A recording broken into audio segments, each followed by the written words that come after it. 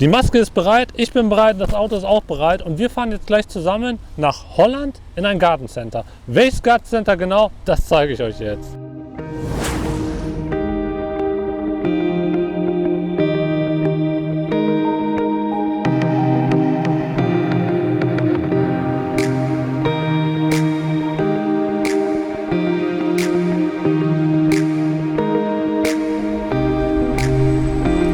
Leute, wir sind angekommen. Wir sind hier im Gartencenter jetzt in Holland.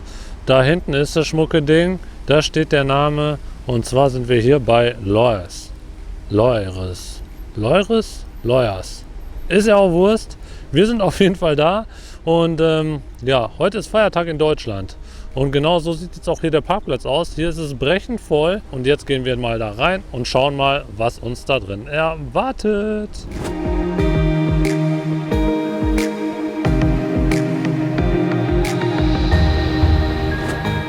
So Leute, ich bin jetzt gerade in Loyers im Gartencenter hier in Venlo. Ich war jetzt gerade auch schon einmal kurz durch und ich muss sagen, hier ist es sowas von krass voll. Das wird ultra schwer hier mit dem Film. Soll jetzt aber keine Entschuldigung dafür sein. Ich mache hier natürlich weiter für euch. Wir gucken jetzt mal gleich, was wir da hinten so für seltene Zimmerpflanzen finden, weil ich habe da schon ein paar gesehen. Die sind auf jeden Fall mega krass. Und eine Pflanze habe ich gesehen, die kostet, ich glaube, 1299 Euro. Welche das genau ist, die gucken wir uns gleich mal zusammen an. Und ich glaube, eine war noch so für knapp 600 bis 700 Euro. Gucken wir uns auch an. Ich werde mir jetzt erstmal den Weg wieder freibuddeln bis nach vorne hin. Und ich melde mich gleich. Hier auf jeden Fall bin ich jetzt in der Zimmerpflanzenabteilung angekommen. Ist alles sehr schön geordnet. Ja, gefällt mir sehr gut. Wie gerade schon mal angesprochen, habe ich auch schon ein paar Raritäten gefunden. Und hier haben wir so eine kleine Ecke, ja, mit eher gewöhnlicheren Zimmerpflanzen. Hier die Pilaire. Das ist eine ganz gewöhnliche Pilaire. Die kostet hier übrigens in Holland, wenn ihr das wissen wollt, 16,99 Euro. Ja, ist auch relativ groß, aber 16,99 € ist jetzt nicht besonders günstig oder besonders teuer. Hier genauso die Watermelon. Die kostet 11,99 €. Ich glaube, das ist in Deutschland ein bisschen anders. Da ist die Watermelon ein bisschen teurer eigentlich als die Standard Pilaire. Und hier drüben haben wir noch die sehr, wie ich finde, schön dicht bewachsene Rhaphidophora tetrasperma. Und die kostet 16,99 €. Ja. So, auf dem Tisch gegenüber sind schöne Begonien. Hier, die mag ich besonders gerne.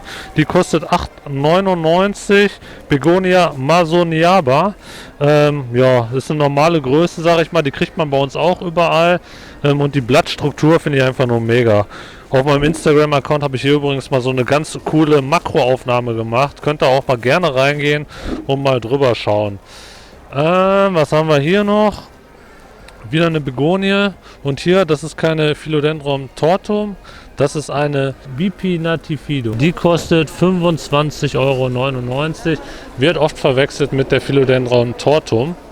Und hier drüben befindet sich noch eine Begonie maculata, die Forellenbegonie. Auch eine richtig schöne. Kann ich ja auch noch mal kurz rausholen. Von der Größe sehr dicht bewachsen und kostet 11,99 €. Hier auf der anderen Seite vom Gartencenter befinden sich gerade in einer etwas dunkleren Ecke, wie man ja unschwer erkennen kann, verschiedene Farne. Mega cool.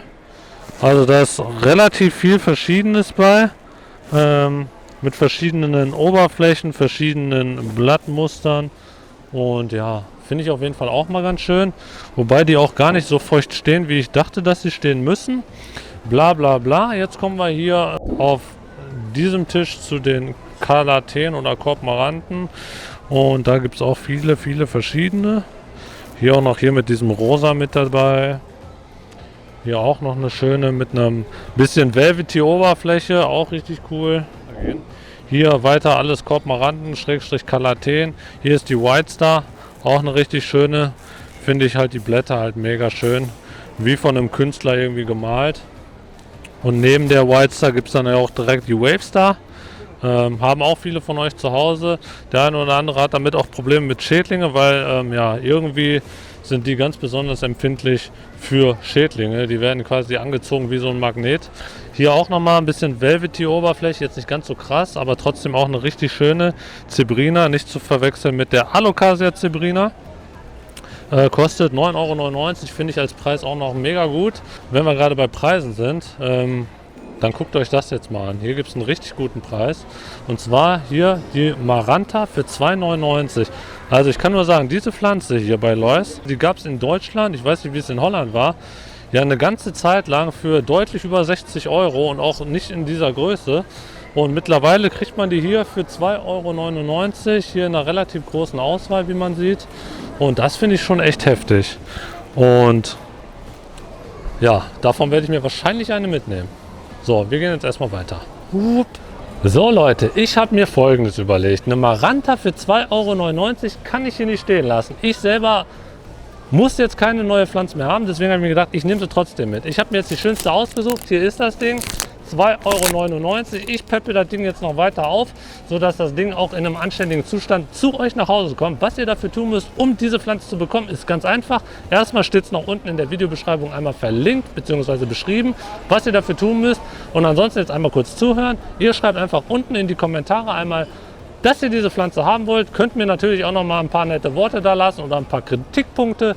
Und dann seid ihr mit in diesem Lostopf und nach einer gewissen Zeit, blende ich euch jetzt hier unten ein, könnt ihr diese Pflanze gewinnen. So, wir machen jetzt auf jeden Fall erstmal weiter mit dem Gartencenter. Wie gesagt, schreibt unten einmal in die Kommentare, dass ihr die Pflanze haben wollt. Und am Ende des Lostages schreibe ich dann in die Kommentare unter eurem Post, dass ihr gewonnen habt. Und dann bekommt ihr diese Pflanze zu euch nach Hause vom Potplanter. So, weiter geht's. Ich bin hier gerade im kleinen Orchideenparadies angekommen, Leute. Aber richtig schnuckelig. Also wenn ihr hier seid, guckt euch auf jeden Fall mal das kleine Orchideenparadies an. Und hier sind auch noch mal ein paar exotischere und ein paar seltenere.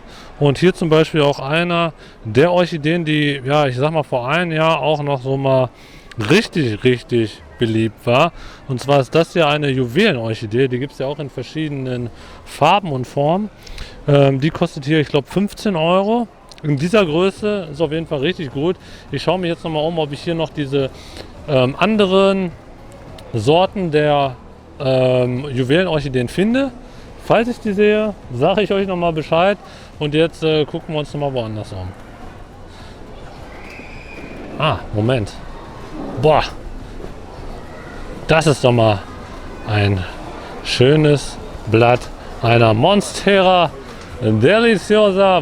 Hey, that's pretty good. Leute, die sind richtig XXL. Guckt euch mal die Stämme hier an. Richtig fett. Ich weiß nicht, was die kostet. Vielleicht finde ich den Preis, vielleicht auch nicht. Die kostet 49 €. Für so eine große kann man das auf jeden Fall machen. Und ich sag mal, bei so einer Größe, die wächst ja auch relativ schnell. Und dann passt die nicht mehr in dem Wohnzimmer. Zumindest nicht in meins. So, jetzt geht es aber wirklich weiter. Monstera Adansonii finde ich wie immer ganz schön, obwohl ich aktuell selber gar keine bei mir zu Hause habe. Muss ich sagen, gefällt mir die trotzdem immer gut. Wird ja auch oft bezeichnet als Monkey Mask. Ja, die ist auf jeden Fall richtig schön gewachsen. Hier kann man sie auch direkt Ableger nehmen, wenn man möchte. Und das Coole ist, die habe ich hier gesehen als panaschierte Pflanze. Also Adansonii variegata, und das ist die, die da ein Schweinegeld kostet. Die gucken wir uns auch gleich noch mal an, aber jetzt machen wir erstmal hier weiter. Und ich hoffe, dass mich hier bis dahin auch keiner ermahnt, irgendwie das Film einzustellen. Aber das werden wir dann im Laufe des Videos noch erfahren.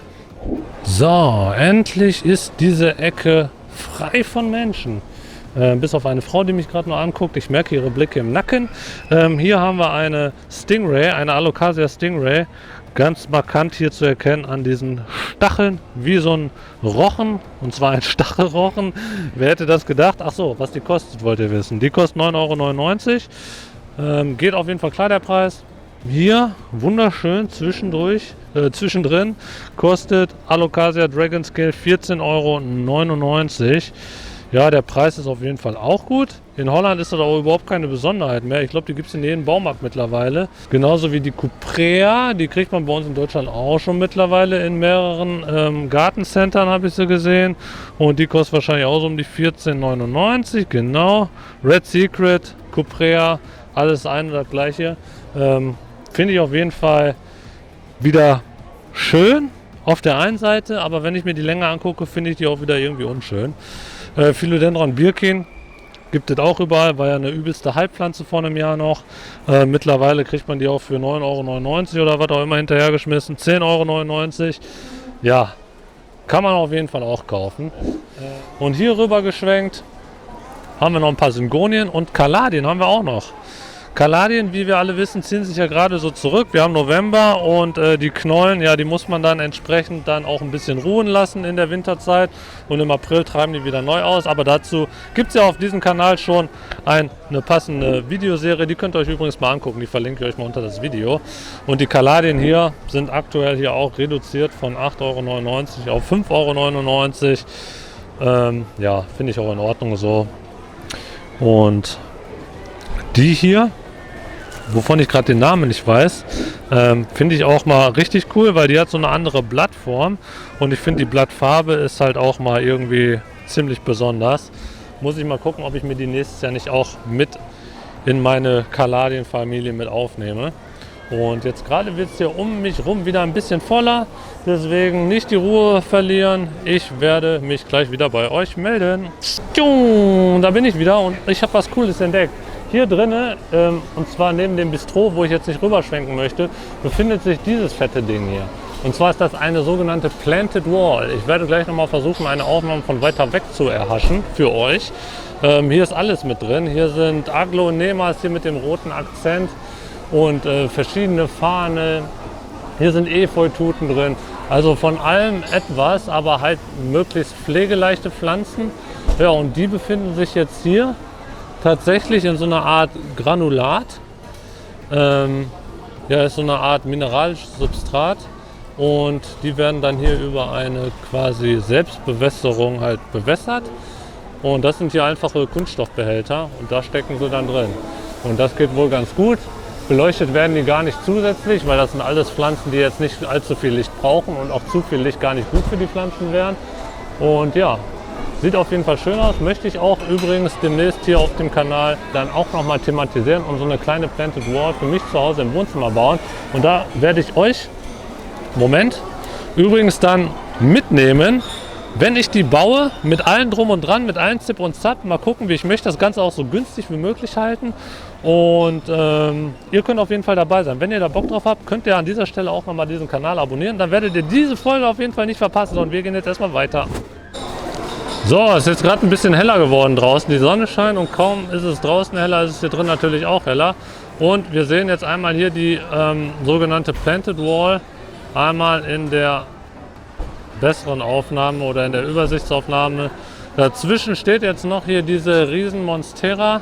Ich kann nur sagen, Planted Wall ist eine Sache, da kann man relativ viele Pflanzen relativ gut auf einem Fleck bzw. vertikal übereinander bringen und spart somit einiges an Platz auf der Fensterbank oder auf den Regalen oder in der Vitrine. Wie gesagt, kommt noch das Video zu, könnt ihr auf jeden Fall schon mal jetzt gespannt drauf sein und weiter geht's. Hier haben wir einen Tisch. Oh, ey Leute, diese Begonie, die ist mir gerade gar nicht aufgefallen.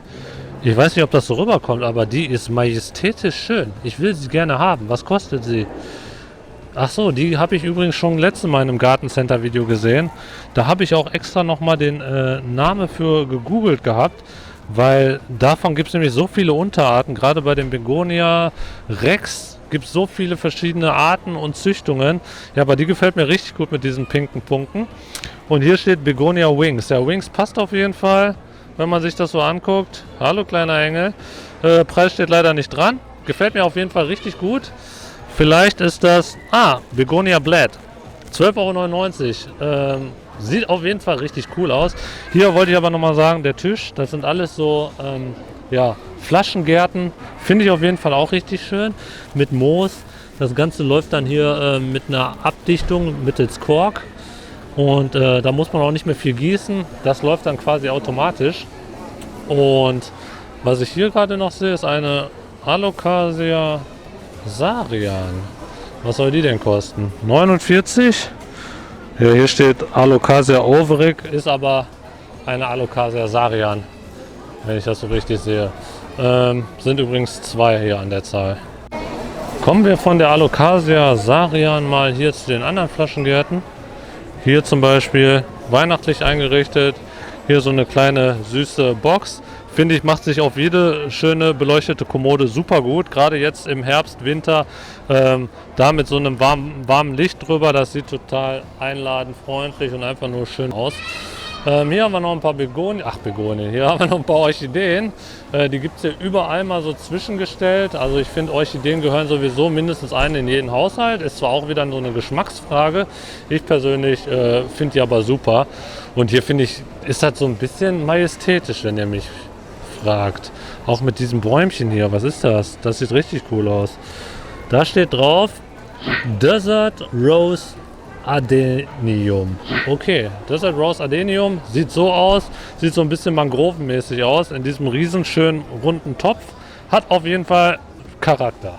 So, hier weitere Flaschengärten, da mit einer toten Ratte drin und da auch.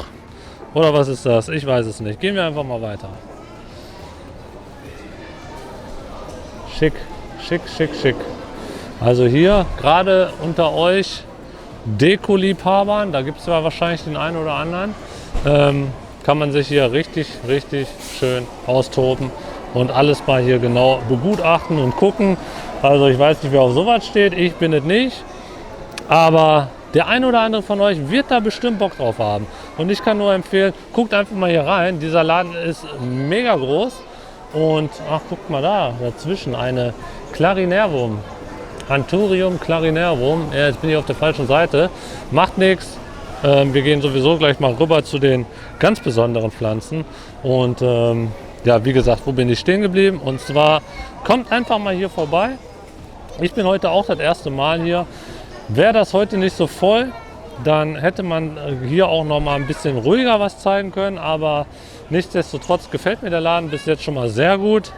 Und genug geblabbelt. Wir gehen jetzt rüber zu den richtig, richtig krassen Pflanzen. Let's go! Auf dem Weg zu den besonders seltenen Pflanzen bin ich jetzt nochmal hier drüber gestolpert. Also hier gibt es Alocasia pollis mit einem ziemlich schlanken, aber langen Blatt. Ich weiß gar nicht, ob das wieder eine bestimmte Züchtung ist. Steht auf jeden Fall nicht dran. Da steht nur Alocasia polli für 8,99 €. Und eine Begonien-Ausstellung kann man das schon fast nennen. Hier gibt es nämlich verschiedene Begonien, wie ich gerade schon mal gesagt habe, das sind alles Rex-Begonien in verschiedenen Farben, Züchtungen, Größen und Blattformen. Nimmt hier eigentlich auch so gar kein Ende. Hier unten sind auch noch welche und hier oben sind von Syngonien über Gummibäumchen. Und hier eine Pachira, also eine Glückskastanie, alles Mögliche an Zimmerpflanzen. Diese herkömmlichen Zimmerpflanzen nenne ich jetzt einfach mal, gefallen mir auch sehr gut. Und hier beispielsweise eine riesengroße Philodendron. Da gibt es hier mehrere von. Die sind relativ groß gewachsen, wie man sieht. Also ich schätze mal so um die 2,50 Meter. Hier, die ist ungefähr 2 Meter groß. Gefällt mir auch gut. Die sind auch mehrtriebig hier hochgelegt. Und kostet 199 €. Und der eine oder andere hat es ja schon gesehen, das ist die sogenannte Philodendron Painted Lady. Gibt es teilweise auch im Internet für sehr, sehr viel Geld, beziehungsweise die Preise sind in der letzten Zeit glücklicherweise so ein bisschen gesunken. So, und jetzt sind wir nicht mehr weit davon entfernt, zu den ganz besonders seltenen Pflanzen zu kommen. Dazu muss ich jetzt hier lang. Ja, wie gerade schon mal gesagt, der Laden gefällt mir richtig gut. Ich möchte jetzt noch einmal kurz in Ruhe hier sagen. Also der Laden ist sehr, sehr groß. Hier gibt es auch eine Aquaristik, hier gibt es eine Gartenabteilung für draußen und drin. Dann gibt es noch eine spezielle Zimmerpflanzenabteilung. Und innerhalb dieser Zimmerpflanzenabteilung gibt es nochmal die Unterscheidung zwischen große Pflanzen, kleine Pflanzen. Hier gibt es noch eine Babyabteilung, da waren wir auch noch gar nicht. Ich glaube, da gehe ich heute auch nicht mehr hin, weil ich gar nicht will, dass dieses Video zu groß wird, beziehungsweise zu lang. Dann gibt es immer so saisonbedingt hier noch eine Abteilung. Dann gibt es noch eine Pflanzenabteilung, die auch komplett in einem Café mit integriert ist. Und ja, was soll ich noch sagen? Jetzt gibt es hier noch eine Abteilung, die ist ja besonders für seltene Pflanzen. Und da gehen wir jetzt zusammen hin. Ich jetzt hier lang und dazwischen müsste ich es schon fast sehen können. Da. Und da gehe ich jetzt hin. Da sind wir. Und ich habe gerade Glück. Ich bin fast alleine hier. Ja, irgendwo um mich rum schwirren immer irgendwelche Leute rum. Macht nichts, ich mache jetzt hier einfach kackendreist mein Ding. Und zwar fangen wir hier direkt mal an. Hier haben wir eine Monstera Deliciosa, beziehungsweise Borsigiana ist das, Variegata. Und die ist hier auf jeden Fall in einer Riesenstückzahl hier vorhanden. Da ist auf jeden Fall auch noch eine Deliciosa, beziehungsweise hier sogar, Moment, ich stelle mal eben weg, eine Thai Constellation. Und zwar mit XXL Blätter. Und die kostet, ich sehe es gerade dazwischen, 899 Euro. Da steht es auch Thai Constellation. Gefällt mir richtig gut. Aber der Preis ist natürlich schon heftig. So, und hier haben wir diese, wie ich gerade schon mal gesagt habe, Deliciosa Variegata. Diese kostet auf jeden Fall hier 199 Euro, finde ich ja gerade so noch in Ordnung. Ist relativ grenzwertig, aber aufgrund dessen, dass die Blätter relativ schön panaschiert sind und groß, kann man das auf jeden Fall ausgeben. Wenn man diese Pflanze eh schon länger gesucht hat, kriegt man aber teilweise im Internet auch zu einem besseren Preis. Hier auch nochmal ein richtig schön weiß panaschiertes Blatt, wo nicht nur so gesprenkelt ist, sondern auch mal so eine komplette Fläche weiß panaschiert ist. Hat aber halt auch immer den Nachteil, dass diese Flächen relativ schnell braun werden. So, schließen wir das Kapitel Monstera Deliciosa Variegata ab und schwenken einmal hier rüber. Hier haben wir nämlich eine Philodendron gloriosum. Und zwar mit richtig schönen großen Blättern. Das ist jetzt ein bisschen kleiner, da hat er auch schon die ein oder andere Macke. Ist aber trotzdem hier eine richtig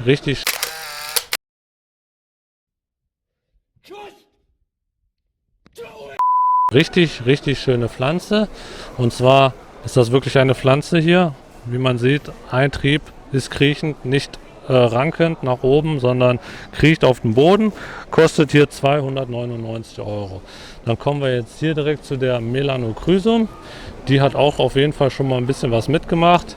Blätter sehen jetzt nicht mehr allzu doll aus. Dann würde ich mir eher die hier mitnehmen, auch wenn die hier eine Macke hat. Kostet, ich schätze jetzt einfach mal ohne drauf zu gucken, sind mehrere Triebe, 150 Euro. Und liegt bei... Kostet nichts. Da ist gar kein Preis dran. Ich gucke jetzt mal hier rein. Steht auch kein Preis dran. Also ich schätze mal so um die 150 bis 200 Euro. Daneben haben wir die Syngonium Mottled. Ne, so ein bisschen Mojito-Style, halt so gesprenkelt. Finde ich auch richtig schön. Daneben, gucken wir erstmal, was die kostet. Ich schätze mal so 50 Euro. 74,99 Euro. Ja, kann man auch machen. Hier eine Philodendron Burle-Marx Variegata. Da werden die Blätter ja erst ganz spät relativ groß. Die bleibt relativ lange ja, kleinblättrig, aber dafür wächst die halt wie verrückt und auch sehr buschig. Da kommt übrigens bald eine neue Serie auf meinem Kanal von ja, einem einfachen Steckling bis zur großen Mutterpflanze. Da bin ich schon fleißig am Film und die kostet hier aktuell 199 Euro und steht hier übrigens im Anstau. Also liebe Leute, macht das nicht, wenn ihr eure Pflanzen in Erde stehen habt. Gießt die Pflanze, lasst sie abtropfen und stellt sie erst dann wieder in den Topf und lasst sie nicht unten im Wasser hängen. So, hier dann auch nochmal in klein und zerrupft. Vielleicht, ja, keine Ahnung, was mit der passiert ist. Da hat gerade jemand irgendwas durch die Gegend geschmissen. Und hier haben wir eine Alocasia Dragon Scale in der Variante Silver. Ich weiß nicht, was die kostet. Oh, hier hat auch schon jemand drin rumgepult, um wahrscheinlich Knollen zu ernten. Ja, das machen die Leute tatsächlich. Die kostet, oh, das soll eine Nebula sein. Ja, bin ich mir nicht sicher. Ich glaube nicht. Ich glaube, das ist eher eine Alocasia Dragon Scale in der Silver-Variante. Aber wer weiß, 39 Euro. Weil eine Nebula, die hat mal vor ja, 2 Jahren oder 1,5 Jahren, hat so eine Nebula bei eBay Kleinanzeigen 350 bis 400 Euro gekostet. Bin ich mir nicht sicher. Ihr wisstet, wenn ihr es wisst, haut es mal unten in die Kommentare. So, hier haben wir eine Alocasia zebrina Black. Da ist nämlich der Stamm nicht so zebraartig, sondern hier einfach komplett schwarz. Ja, ist auf jeden Fall auch mal ein Hingucker. Ne? Gerade jemand, der in seiner Wohnung so ein bisschen Schwarzakzente möchte, für den ist das auf jeden Fall das Richtige. So, und ich gehe jetzt einmal rum und mache nochmal die Kamera aus. So, einmal hier rumgelatscht, kommen wir jetzt zu einer Pflanze, die auch sehr begehrt bei uns in Deutschland und auch bei euch und bei allen anderen drumherum ist. Und zwar ist das eine Philodendron Pink Princess. Pink Princess, da ist der Name Programm. Hier die Panaschierung auf jeden Fall richtig gut. Und nicht nur einfach so, ja, so wie jetzt das hier zum Beispiel. Das ist jetzt schon ein wenig vergrünt. Aber so kann man sagen, die Pink Princess hier befinden sich auf jeden Fall in einem richtig schönen pinken Zustand. Die kosten jetzt in dieser Größe hier 99 Euro und sind auf jeden Fall auch noch reichhaltig hier vorhanden. Und neben den kleinen, beziehungsweise ich sage jetzt eher mal mittelgroßen, für 99 Euro gibt es die dann auch noch in der Nummer größer. Da kosten die wahrscheinlich auch ungefähr das Doppelte, aber auch mit einer schönen Panaschierung. Wenn man hier mal guckt, ne, komplett pink, und wenn man dieses neue Blatt da hinten guckt, da ist doch mal auf jeden Fall pink. Volle Kanolle, besser geht's doch wohl gar nicht. Kommt her, holt euch diese Pflanze, die kostet 399 Euro. Und neben den Pink Princess gibt es natürlich auch, wer hätte es gedacht, die White Princess. White Princess hier auch relativ gut vorhanden in einer großen Stückzahl und die kostet hier 79,99 Euro, wobei hier steht Medusa White. Ja, Medusa White, White Princess, White Wizard, alle relativ ähnlich. Hier haben wir die White Princess für, ich krieg's scharf, 249. White Princess, Pink Princess. So, haben wir genug Princess gesehen. Jetzt gehen wir mal weiter. Hier die Philodendron Mamai. Uiuiui. Das ist meine Hand, das ist das Blatt. Da kann man auf jeden Fall mal sagen, das ist eine gute Größe. Die kostet hier, ich schätze mal so um die 150 bis 220 Euro. Die kostet 299 Euro. 95. Also gut 300 Euro. Wie gesagt, ich möchte hier auch gar nicht über Preise großartig ein Thema aufmachen, weil jeder soll für seine Pflanze so viel Geld nehmen, wie er das möchte. Und ob man sie dann kauft, ist ja jedem selbst überlassen. So, hier neben haben wir die Verrucosum. Achso, übrigens, die Mamai, die habe ich jetzt bei mir auch zu Hause. Die steht noch in der Erde. Da kommt jetzt auch ein Video, da muss ich mir nur noch überlegen, machen wir die riesengroß in Erde oder nehmen wir da auch wieder mineralisches Substrat? Das weiß ich noch nicht genau, aber jetzt gehen wir erstmal hier weiter. Das hier ist eine Verrucosum, Philodendron. Ja, ist eine Größe, wo ich sage, okay, geht größer, geht schöner, die setzt herupft. Da fehlt auch schon ein Stück, wurde einfach abgeschnitten, keine Ahnung. 44,99, ja, also das ist aber auch das Äußerste, was ich hier für diese Pflanze ausgeben würde. So. Und diese Pflanze beispielsweise, die gibt es in einem richtig, richtig guten Zustand, auch in anderen Gartencenter und auch bei eBay Kleinanzeigen. Übrigens in dem Gartencenter vom Ecuagenera Europe bekommt ihr diese Pflanze auch für einen relativ guten Preis. Link zu diesem Video verlinke ich euch mal unter das Video. So, machen wir jetzt erstmal hier weiter. Hier oben noch eine Syngonie Red Spot, da habe ich gerade schon mal geguckt, die kostet hier 199 Euro. Ja, 199 Euro, die ist schon recht groß gewachsen, aber wäre nicht meins. Also ich habe sie auch schon, deshalb, naja, muss auch wieder jeder selber wissen, ist Geschmackssache. So, gucken wir mal hier weiter. Schöne Töpfe. Ja, wen interessieren Töpfe? Gerade niemanden. Das hier ist übrigens eine Tortum. Philodendron Monstera. Ja, Hashtag, okay. Das ist eine Philodendron Tortum für 17,99 Euro. Finde ich auf jeden Fall schön. In einem schönen, gut und modern eingerichteten Badezimmer sieht sowas auf jeden Fall richtig cool aus, weil die wird ja noch größer, ein bisschen ausladender, hat auf jeden Fall richtig Stil. Hier eine sogenannte Alocasia Fryedeck, beziehungsweise Fryedeck ist ja eigentlich falsch. Man sagt es halt trotzdem immer, diese Pflanze heißt eigentlich Alocasia micholitziana. Und daneben haben wir die Monstera dubia.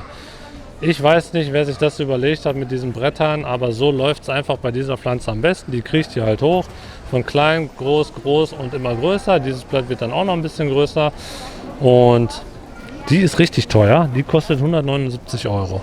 179 Euro würde ich mir persönlich nicht holen, aber ich habe die auch schon in XXL gesehen. Weil wenn man das sich jetzt überlegt, das geht jetzt weiter über 2-3 Meter, dann sind die Blätter irgendwann oben so groß wie ein Monstera-Blatt von der Deliciosa in XXL. Und das sieht dann auch schon wieder ganz anders aus. Und ja, wie gesagt, meins ist es nicht, aber das muss ja jeder für sich selber entscheiden. Und hier haben wir die teuerste Pflanze aus dem Laden. Das ist eine Monstera adansoni variegata. Nicht mit der Weißpanaschierung, sondern mit der Mint- bzw. Aurea-Panaschierung. Hier dieses Half Moon Blatt ist natürlich auch nochmal richtig cool.